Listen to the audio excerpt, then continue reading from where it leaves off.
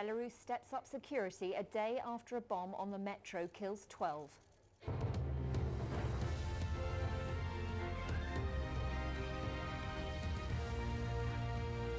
The intelligence service says it's identified the possible attacker in Monday's deadly bombing. We'll have the very latest from Minsk. Hello, I'm Victoria Eastwood. You're watching Al Jazeera's NewsHour live from London. Also coming up, the original Star Trek. Russia celebrates 50 years since it sent the first man into space. But as Russia celebrates, we look at the dark side of the space race. We have a responsibility to protect Libyan civilians against a brutal dictator. And as NATO vows to continue its mission in Libya, foreign ministers call for Colonel Gaddafi to leave power.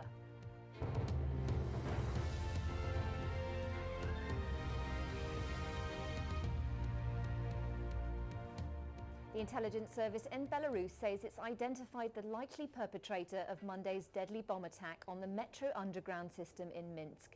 The KGB says a man in his 20s was responsible for the blast, which killed at least 12 people and injured more than 200 others. Police have increased security around the capital and several have been detained. Rory Challens reports. Security is now extremely tight in Minsk. The metro station where the bomb went off has become a shrine to the dead. People have been shaken by this attack and are afraid of what it means for the country's future. Rory Challens, Al Jazeera. With me now in the studio is Dr. Osman Baig. He's an expert on Belarus from the London-based think tank State Ideologies. So, Osman, thanks for joining us.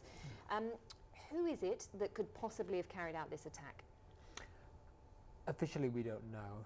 The line from police and from the authorities investigating this is that it is the work of a lone bomber.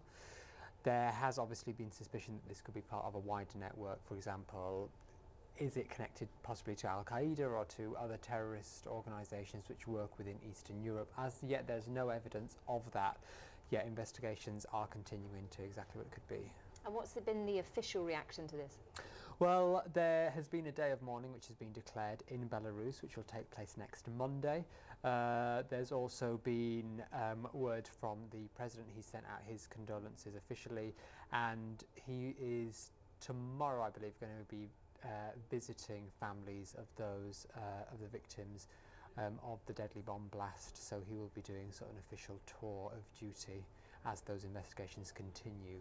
Definitely putting up a positive, brave front. Osman, thanks for joining us. Still to come on Al Jazeera, Germany's money movers and shakers arrive to discuss failing finances.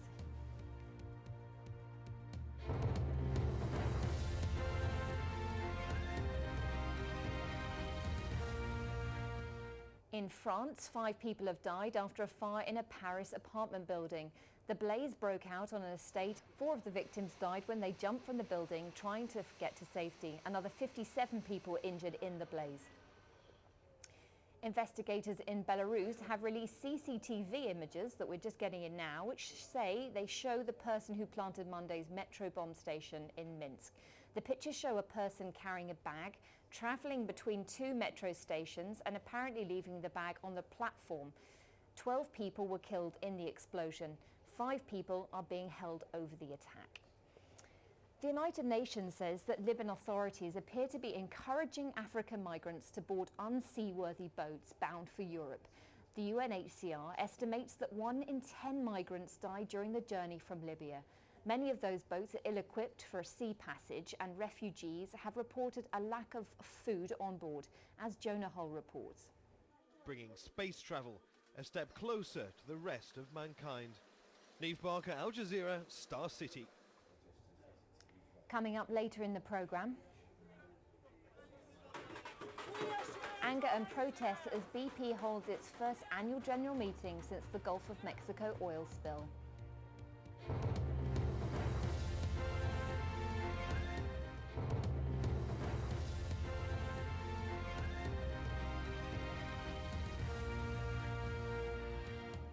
A reminder of the headlines on Al Jazeera.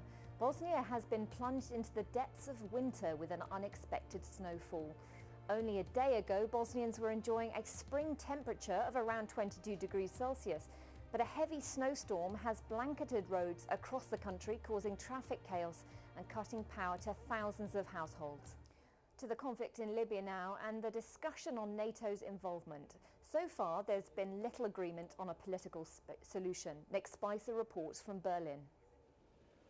NATO calls its Libya mission Operation Unified Protection.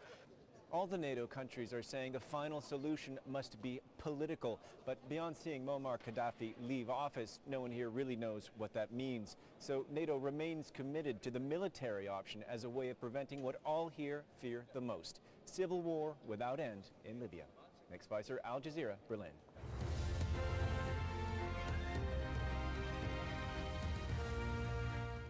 Egyptian police have fired tear gas and live ammunition to disperse thousands of protesters outside the Israeli embassy in Cairo. Officials say demonstrators were arrested and at least 350 people were injured. The rally in Cairo follows calls on Facebook for Arabs to march on Israel on Sunday in support of the Palestinians.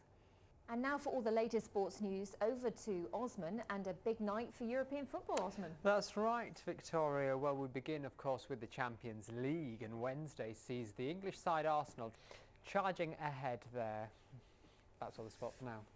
Don't forget, you can watch Al Jazeera online. Head to our website, aljazeera.net/English, and click on the video icon. We're also available through the livestation.com website. For the moment, that's it from me. Next up on Al Jazeera, an update on the weather. Then I'll be back with more of the day's news.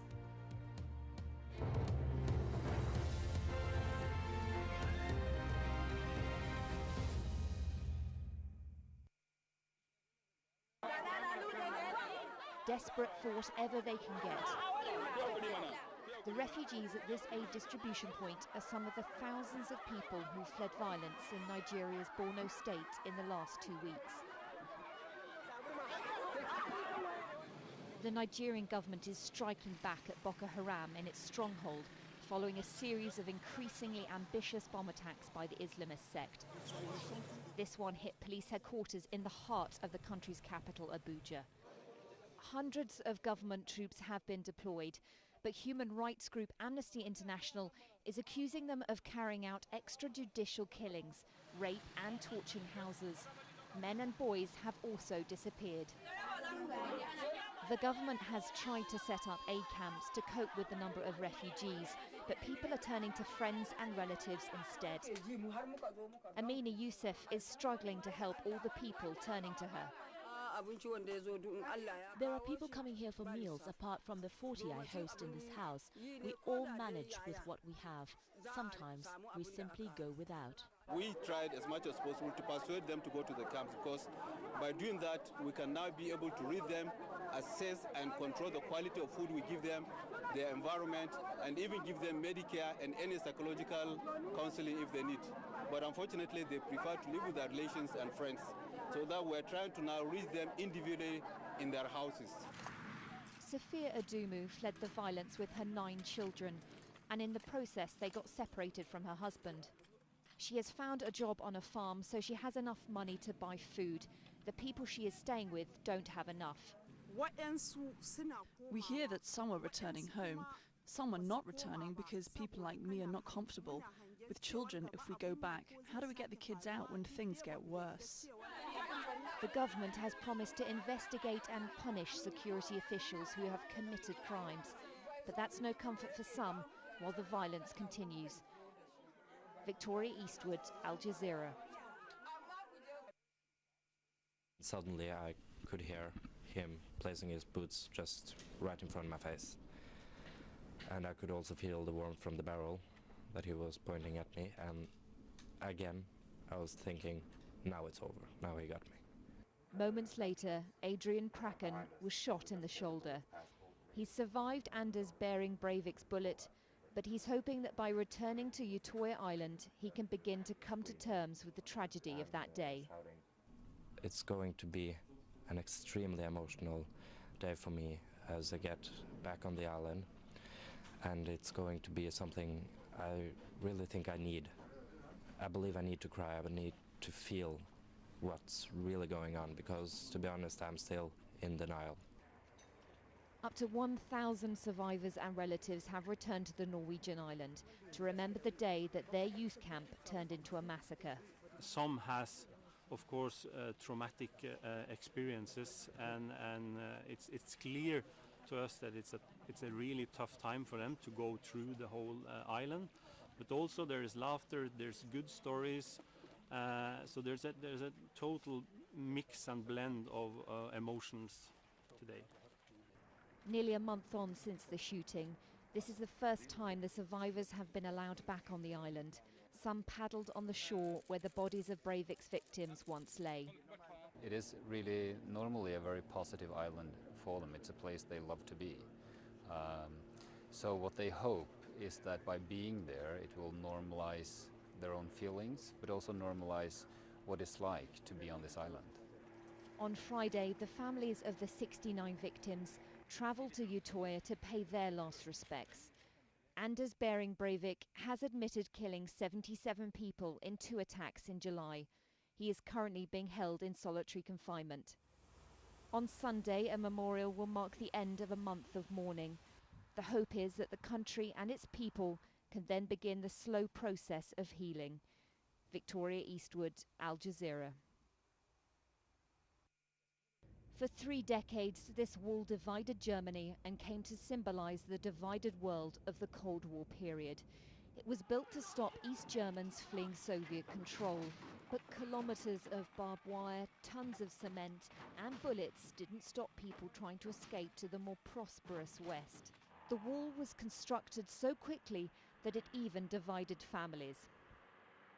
At the site where the wall once stood, Chancellor Angela Merkel, who grew up in the East, joined in a memorial service to mark the 50 years since the wall was built. A minute's silence was held to remember around 700 people who are believed to have died trying to escape to the West. The wall worked against its own people for all to see. It was an expression of the fear of its own people. The world situation, a symbol of which this wall was, seemed for many irreversible. But this was not the case. In the end, freedom will conquer. No wall can survive the will for freedom in the long term. The violence of just a few has no hold over the drive for freedom of many. Erika Shalit remembers the fear she felt as she crossed the border. I went towards the border. It felt to me like 200 meters that I walked, but it was only the width of a house, about 20 meters or so. It wasn't more than that. And the woman behind me kept saying, "Stay calm, just keep walking." And then I was in West Berlin. Jörg Klein was 3 years old when he escaped East Berlin with his family. Especially for the young people, it is hard to understand that this was possible. Even at the time of the wall, it was hard, even when we had visitors in West Berlin, to understand how we were encircled. It just wasn't possible for our visitors to understand that we were completely surrounded by concrete, by the wall. By 1989, the Soviet leader Mikhail Gorbachev was unable to ignore the growing anger in East Germany. Thousands gathered to see people climbing over and breaking through the wall after it was announced that the border was to reopen. Each blow to the wall marked the creeping erosion of Soviet control and sparked a chain of events that ultimately led to the reunification of Germany and the collapse of the Soviet Union. Victoria Eastwood, Al Jazeera.